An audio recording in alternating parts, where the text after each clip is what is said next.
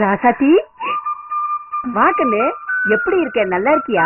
வா உள்ள வா. சரி பாட்டி.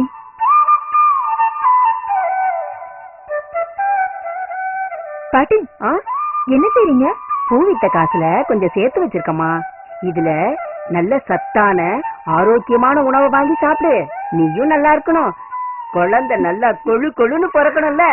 பாட்டி இதெல்லாம் வேண்டாம் பாட்டி. நம்ம மாண்புமிகு புரட்சி தலைவி முதலமைச்சர் அம்மா என்ன மாதிரி 7 கர்ப்பிணி பெண்கள் சத்துள்ள உணவை சாப்பிட்டு ஆரோக்கியமா இருக்கவும், நல்ல எடையுள்ள ஆரோக்கியமான குழந்தையை பெற்று எடுக்கத்தான் டாக்டர் முத்துலட்சுமி ரெட்டி மகப்பேறு நிதி உதவி திட்டத்துல கொடுத்து வந்த 6000 ரூபாவை 12000 ரூபாவா உயர்த்திருக்காங்க.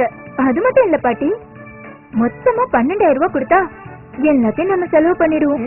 அதனாலதான் நம்ம புரட்சி தலைவி அம்மா கர்ப்பிணி பெண்களோட ஆரோக்கியத்துக்காகவும் நலனுக்காகவும் 3 கட்டமா நிதி உதவியை பிரிச்சு கொடுக்கறாங்க.